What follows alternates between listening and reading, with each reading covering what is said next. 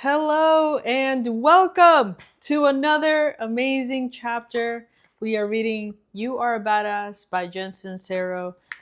And I've already read 2 chapters today, but wow, I'm just like in this flow, in this awesome state with her right now that I'm really, really digging what she's talking about. And as I mentioned in the first or 2 chapters, I was like, you know what? This book is totally out of my comfort zone. I'm not really big into like self-help books. I love reading business, finance, like how to invest and make money. I love that. Okay? I love that. But there's something really powerful about switching it up, getting out of your comfort zone, and reading things that already exist. But hey, a little reminder by someone outside of your brain or your parents or your family or your friends.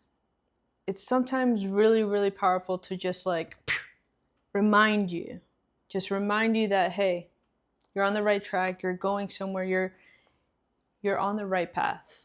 Okay? And just taking an opportunity to read and nourish your soul, nourish your brain, nourish your consciousness and your subconscious. This is what it's all about. So let's get into chapter 4. And if you're brand new to this channel, I have to say it because some people are new. Start from the beginning, go to the introduction, reread it. If you want to start here, okay, welcome. Hello. I am Isabel, one of the founders here at Mind of Habit, and we are all about empowering lives.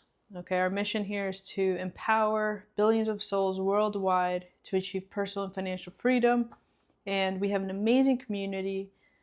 Our goal here is to reach 1 million followers by next year. So make sure to check us out on Mind of Habit on Instagram. Give us a follow, give us a shout out, just connect with us. And we're happy to do so because we love people that are into growth, people that are into developing themselves into the best version of themselves. And,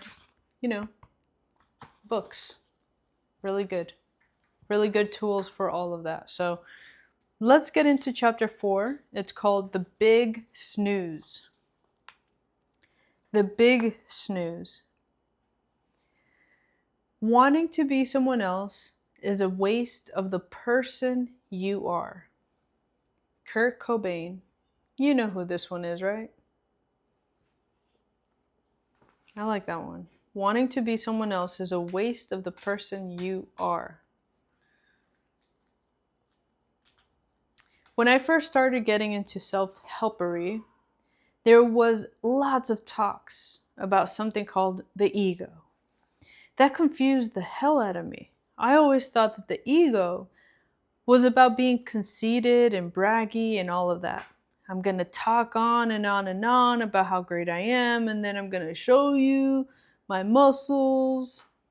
Meanwhile, even though arrogance and conceit, which are different from self-love and confidence, by the way, are part of the ego, they are not.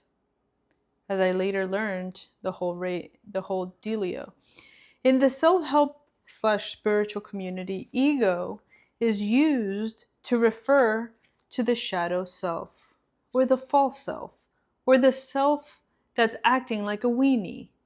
It's the part of us that's driving the bus when we do things like sabotage our happiness by cheating on our husbands or wives because deep down we don't feel worthy of being loved, or that refuses to follow our hearts and pursue an acting career because we're terrified to be seen for who we really are. And that goes on and on and on and on and on about how great we are and shows off our muscles because we're insecure and need lots of outside validation that we're good enough. In other words, there's more than one way to go on this ego trip. From here on out, I'm going to refer to the ego as the big snooze, or BS for short. I think it'll be less confusing. Plus, and I think it's more appropriate since the leading cause of sucking, aka staying broke, dating morons, uncontrollably crying in public because we hate our lives, is that we haven't yet woken up to how truly powerful we are, or how to massively create from this abundant universe we have. Alrighty, so moving forward, the big snooze operates according to your limiting false beliefs. This is the garbage that was stuffed into our subconscious as a kid that doesn't ring true for you, as well as the decisions you've made about yourself that are less flattering or empowering. It gets validation from outside sources. I'm doing this to win your love. Your opinion of me is more important than my opinion of me. It's reactive. My circumstances control my life. I am a victim. They're fear-based and extremely committed to keeping you safely confined within the reality you've created based on the limiting beliefs, false beliefs, otherwise known as your comfort zone. The big snooze lives in the past and in the future and believes you are separate from everything around you. Your true self, or your higher self, or your superhero self, your non-BS self, on the other hand, is the part of you that operates according to your connection to the source energy. It gets validation from within. I love and I trust myself.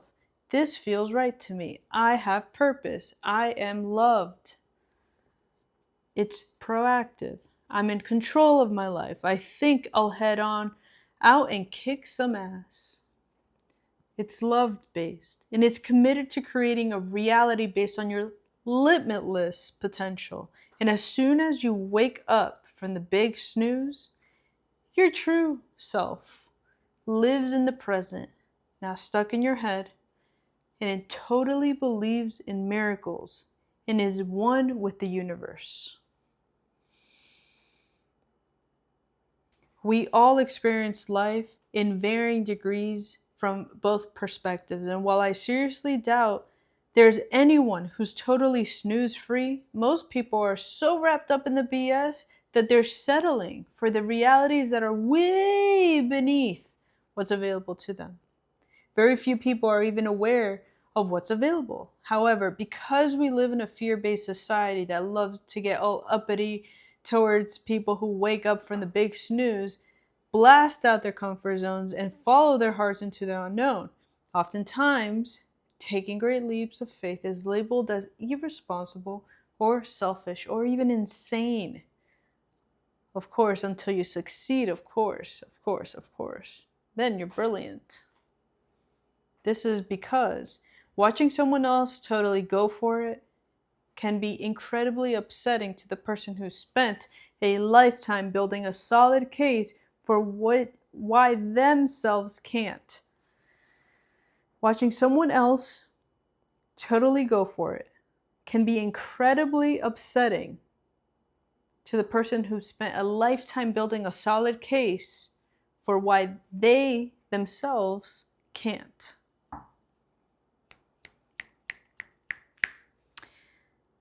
Like Brene Brown says, no one cares about the people in the stands, or the person in the stands cannot be criticizing the one in the field getting punched. You just can't. Okay? I'm totally butchering what Brene was saying, but Brene Brown is awesome too.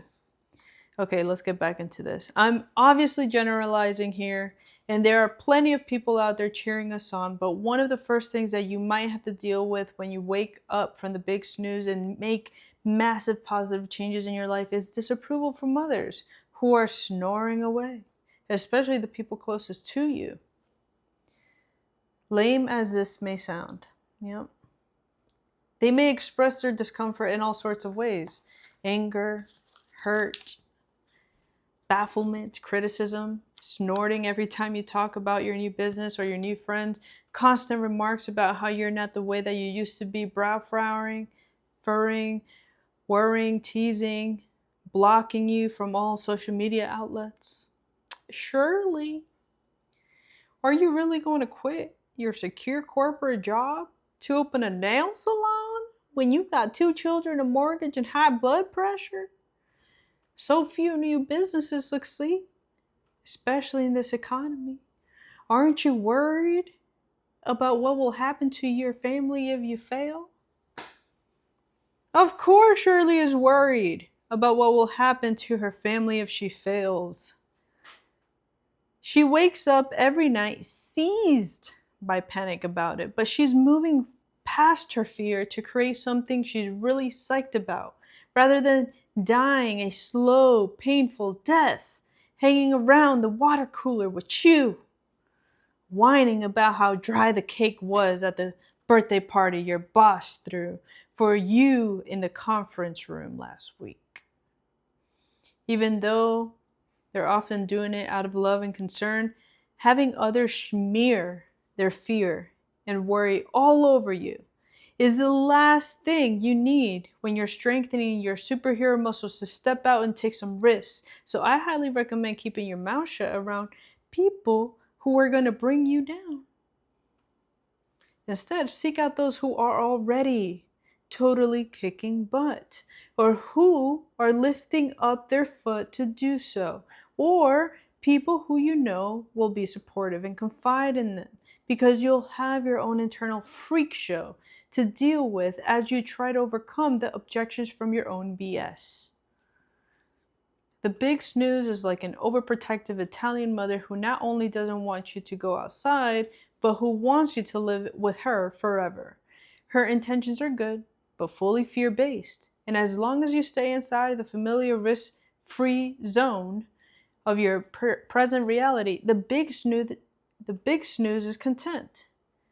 But should you try and sneak past her to attend the rockin' party outside, your overprotective, controlling mother is going to claw, scratch, scream, bite, hurl her body in front of your rapidly approaching new life. And basically, she's going to do whatever she can to stop you. And it ain't going to be pretty. It ain't going to be pretty. It's like when you quit smoking or doing drugs and go into withdrawal. Finally, you've taken a leap and done something that's going to massively improve your life. And for the days, sometimes even weeks, you feel worse than you did when you were a wild child. You're hacking up all this nasty crap, riding your body into toxins, shaking, sweating, puking, wondering why on earth you thought this was a good idea. It's really fun. Same goes for when we rid ourselves of limiting subconscious beliefs that have been holding us back to take that giant leap outside of our comfort zone. It's a detox of such staggering proportions that sometimes it can feel like the universe is conspiring against us. Trees fall on our cars, our computers crash, we find our significant others in bed with our best friends, we get our identities stolen, we get the flu, our roofs came in, and we sit and gum. When in reality, the big snooze is actually creating chaos in an attempt to self-sabotage and keep everything as is, instead of moving forward into the unknown, yet desperately wanting new territory. Every successful person knows this and has been through this. Keyword, every successful person. Every successful person knows this. When taking great leaps forward, life often turns to shit before it turns to shinola. I realize this might seem a bit far-fetched, but remember, you create your reality, and you've spent a lifetime creating the one you presently have, largely based on your limiting beliefs. When you decide to rewire these beliefs, go for what's truly in your heart, and do a massive overhaul on yourself and your world, you're basically murdering the big snooze. And she is going to come after you, rolling pin raised over her head, to beat you back into your old life. We're very powerful creatures who create our realities through focused energy, and should our subconscious mind decide to focus that energy at stopping ourselves from taking a risk because it's freaking out and terrified, things can get a little crazy. This big snooze will do everything it can to stop you from changing and growing, especially since you're attempting to obliterate the very identity that you and everyone else has come to know you as. Never underestimate the power of the big snooze. Sometimes the big snooze sets up this emotional block to try and stop us. Other times, she gets physical.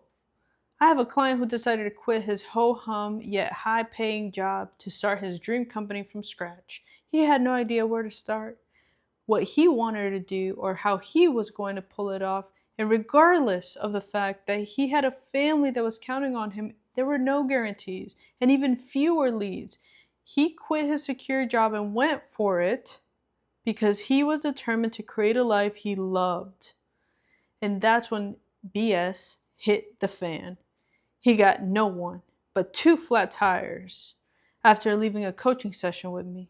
His babysitter ran into his wife's car while driving his car. The water main under his kitchen exploded. And then right before the first big deal went through, he got hit by a freaking bus. And, he's fine. But even with all those extremely convincing excuses to say, okay, fine, screw it, you win, he never gave up. And today he finds himself being his own boss, doing what he loves, traveling the world, negotiating multi-million-dollar deals, making a huge difference in his clients' lives, being creative and setting an excellent example for his kids about living on purpose, living life on purpose. A record producer I worked with decided to build her own record studio. She put all her money and effort into buying all the recording equipment, instruments, amps, soundproofing, only to have the entire thing burn to the ground almost immediately after it was completed. And instead of closing the shades, getting into bed, and sucking her thumb for the next 2 years, she raised the money she needed to rebuild an even better studio, and is now rocking so hard that she gets to handpick the musicians she works with and basically live out her fantasy life.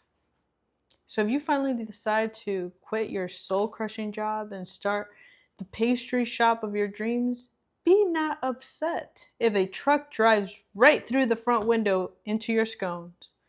Instead of taking this as a sign that you shouldn't have opened your shop, take it to mean that you're righting yourself you're getting rid of your BS and moving into the right direction.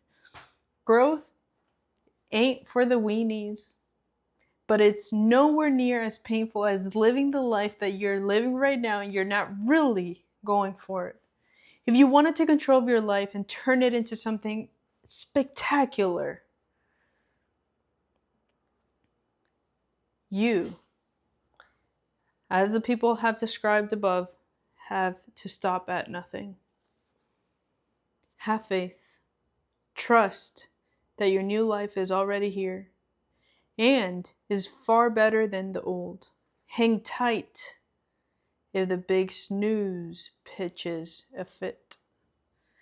Whatever happens, stay the course, because there's nothing cooler than watching your entire reality shift into one that is perfect expression of you. And that is the big snooze, chapter number 4. I love that one. I'm definitely going to be looking into how powerful those moments are. Because, sometimes you might wake up on the wrong side of bed and then you're like, what the heck? Why did it start raining on me while I'm trying to get this workout in? Finally, I'm out of bed. Finally, I'm going and doing something. And then all of a sudden it starts raining on you. Well, guess what? That is the big snooze. I like that she calls it the big snooze because it's also BS. And then when things happen like that, you just gotta wipe that BS out of there, you know? Ooh, the rain is here? Okay, perfect. Great. I'm gonna go after it. I'm gonna keep going. And then all of a sudden, a rainbow appears. Or the sun comes out.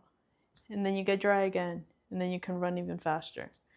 So with that, we're all about community here. We're all about expressing ourselves. So put it in the comments. What was your biggest takeaway from this chapter?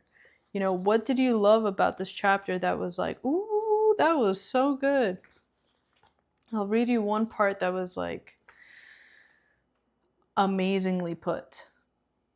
Watching someone else totally go for it can be incredibly upsetting to the person who spent a lifetime building a solid case for why they themselves can't.